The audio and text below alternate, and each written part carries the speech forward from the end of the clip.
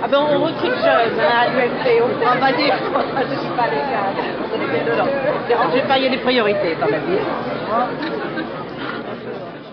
Chers amis de Pékin, je vous demande d'accueillir le plus chaleureusement qui soit, celle qui nous fait l'honneur d'être avec nous ce soir, Michèle Alliot-Marie.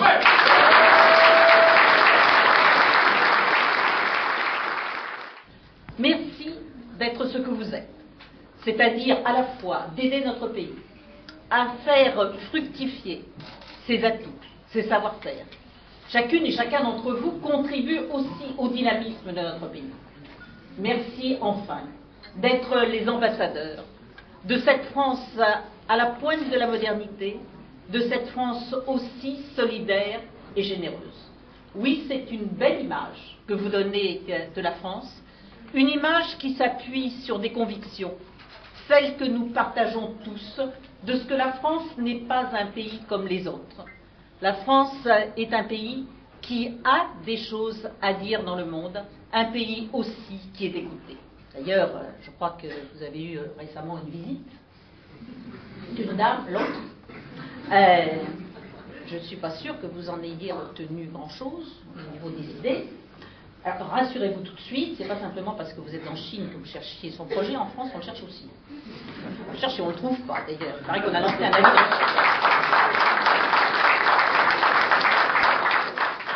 Si elle n'a pas de projet, on est bien obligé de constater que dans ce discours, on en revient tout simplement au sempiternel cliché de gauche. Alors, je résume, les pauvres sont par définition gentils, les riches sont obligatoirement méchants.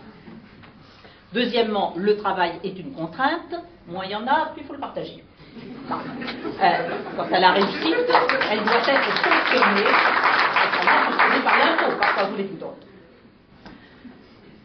Moi, je crois très sincèrement que l'assistanat, la dévalorisation du travail, qui est ancrée très profondément dans les esprits à gauche, l'augmentation du poids de l'État, avec tout le coût que ça représente, le coût en termes administratifs, le coût en termes fiscaux, la baisse également de l'effort de défense, sont toujours derrière les idées socialistes.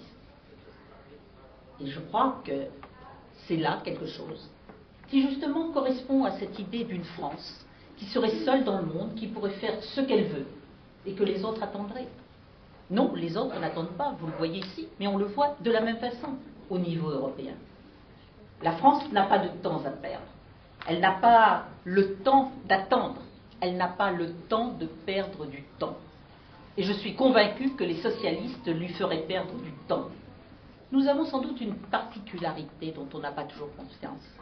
C'est qu'avec les États-Unis, peut-être demain la Chine, je ne sais pas, mais la France est le seul pays qui ait une vision mondialiste, qui pense non pas uniquement en fonction de ses intérêts, mais qui pense en fonction de sa vision de ce que sont les équilibres dans le monde.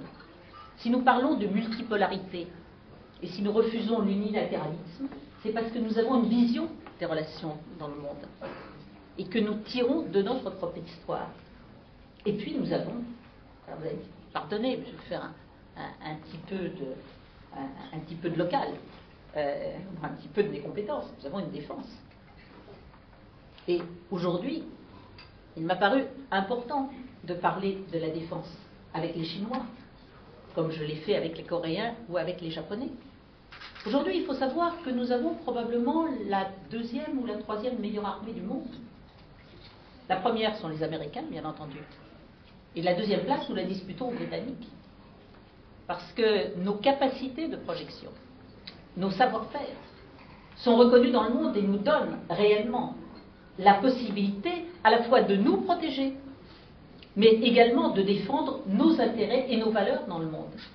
Et si on prend notre diplomatie au sérieux, c'est-à-dire ce que nous disons dans les instances internationales, et si on nous écoute, c'est peut-être aussi parce que nos interlocuteurs savent que nous sommes capables, le cas échéant, d'intervenir les armes à la main pour défendre nos ressortissants, nos intérêts ou nos valeurs. Conserver à la France sa place, ça ne peut pas se faire dans l'immobilisme ou dans la frilosité. Et c'est pourquoi il est essentiel, le 6 mai, de faire le bon choix. Et moi, je suis persuadée, effectivement, aujourd'hui, comme Francis, que ce bon choix, c'est le choix de Nicolas Sarkozy.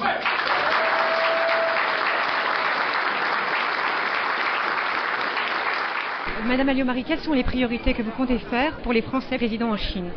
Je crois que ce qui est extrêmement important pour eux, d'abord, c'est d'être les représentants d'un pays qui compte. Il est évident que la réussite de chacun d'entre eux tient d'abord à ses initiatives, à sa capacité propre, à son savoir-faire, à ses compétences. Mais il est vrai aussi qu'il est important pour eux que l'image de la France soit auprès des clients chinois, en quelque sorte, une image positive. Le fait que nous ayons des relations qui sont de bonnes relations avec la République de Chine est aussi un élément qui les soutient. Et ça, je crois que c'est d'abord ça qu'il convient de regarder, c'est d'abord ça qu'ils regardent.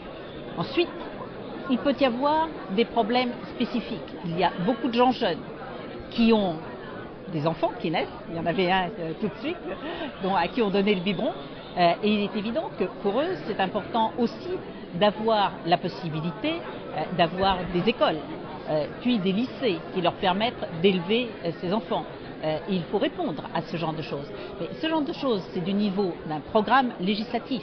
Le vrai programme présidentiel, c'est celui qui situe les dossiers qui relèvent du président de la République, c'est-à-dire d'abord les relations internationales, les relations de défense et les relations économiques générales.